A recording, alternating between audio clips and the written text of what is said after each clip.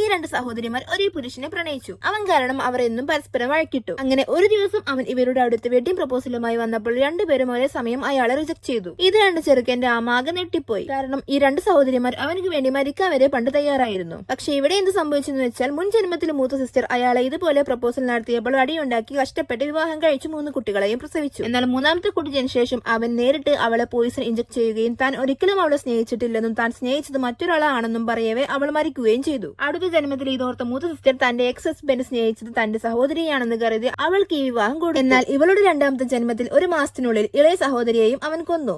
അതിനാൽ ഈ ജന്മത്തിൽ അവരിൽ ആരും അവനെ വീണ്ടും വിവാഹം കഴിക്കാൻ തയ്യാറായില്ല. ഈ ജന്മത്തിൽ റിജക്ഷൻ കേട്ട അവൻ ഒന്നും മിണ്ടാതെ അവരുടെ സമ്മതത്തിന് വേണ്ടി താൻ വെയിറ്റ് ചെയ്യും എന്നും പറഞ്ഞ് അവരുടെ വീട്ടിൽ നിന്ന് ഇറങ്ങിപ്പോയി. ഇത് കേട്ട സഹോദരിമാർ കൂടുതൽ ആശയക്കുഴപ്പത്തിലായി. അയാൾ അവരെ രണ്ടുപേരെയും അല്ല സ്നേഹിച്ചതെന്ന് വ്യക്തമാണ്. പിന്നെ എന്തിനാണ് അവരുടെ കുടുംബത്തിൽ ഒരു മകളെ വിവാഹം കഴിക്കാൻ അവൻ ഇത്ര താല്പര്യപ്പെടുന്നത്? പെട്ടെന്ന് അവൾ ഓർത്തു മുൻ ജന്മത്തിൽ ഫസ്റ്റ് ഏജിൽ അയാൾ ഉറങ്ങിയിട്ടില്ലായിരുന്നു. പകരം അയാൾ പഠനമുറിയിൽ ഒരു ഫോട്ടോ പിടിച്ചു കരഞ്ഞു. ഇതോർത്ത് അവർ രഹസ്യമായി പഠനമുറിയിൽ കയറി ആ ഫോട്ടോ കണ്ടെത്തി. ഫോട്ടോയിലുള്ള സ്ത്രീക്ക് അവളുമായി വളരെ സാമ്യമുണ്ടെന്ന് തോന്നി. എന്നാൽ ഒറ്റനോട്ടത്തിൽ തന്നെ അത് താനല്ലെന്നും അവൾക്ക് മനസ്സിലായി. അതേസമയം അയാൾ പെട്ടെന്ന് വീട്ടിൽ തിരിച്ചെത്തി വീണ്ടും അവളോട് പ്രപ്പോസൽ ചെയ്തു. അയാൾ തന്നെ കല്യാണം കഴിക്കുന്ന ബ്രൈഡിന് 10 ലക്ഷം കൂടുതൽ തരാമെന്ന് പറഞ്ഞു. ഇത് കേട്ട ഇളയ സഹോദരി അയാളെ ദേഷ്യത്തോടെ തടയാനോടി. പക്ഷെ ആ സമയം തന്നെ ചേച്ചി ഈ വിവാഹത്തിന് പെട്ടെന്ന് സമ്മതിക്കുകയും ചെയ്തു. 3 ദിവസത്തിനുള്ളിൽ താൻ അവനെ വിവാഹം കഴിക്കുമെന്നും പറഞ്ഞു. ഇത് കേട്ട വരൻ തന്റെ വിവാഹം ലോകമെമ്പാടും അറിയിക്കുമെന്ന് അയാൾ ആവേശത്തോടെ പ്രഖ്യാപിച്ചു. ഈ സമയം മുൻ ജന്മത്തിൽ സംഭവിച്ചതെല്ലാം ഇളയ സഹോദരി അമ്മയോട് പറഞ്ഞു. ഇത് കേട്ട അമ്മ തന്റെ മകളെ വീണ്ടും വിവാഹം കഴിക്കാൻ അനുവദിക്കില്ലെന്ന് ഉറപ്പിച്ചു. എന്നാൽ ചേച്ചി അവിടെ തനിക്ക് വീണ്ടും കല്യാണം കഴിക്കണമെന്നും ഇതിലൂടെ കുടുംബത്തെ സംരക്ഷിക്കുകയും അവനിൽ നിന്ന് നല്ലോണം പൈസ വാങ്ങുമെന്നും പറഞ്ഞു. 3 ദിവസത്തിന് ശേഷം അയാൾ മാരേജ് കരാറിൽ ഒപ്പിടാൻ വന്നു. വിവാഹത്തിന് ശേഷം സ്ത്രീയുടെ കുടുംബവും അയാളുടെ ബന്ധം വിച്ഛേദിക്കണമെന്നും പറഞ്ഞു. അയാൾ മകളെ കൊണ്ടുപോകുന്നത് അമ്മയ്ക്ക് നോക്കി നൽകാൻ മാത്രമേ കഴിഞ്ഞുള്ളൂ. എന്നാൽ അയാൾ പോയ ഉടനെ ചേച്ചി മുകളിലത്തെ നിലയിൽ നിന്നും ഇറങ്ങി വരുന്നത് അവർ കണ്ടു. അമ്മയും സഹോദരിയും ഇത് കണ്ടപ്പോൾ ഞെട്ടിപ്പോയി. അപ്പോൾ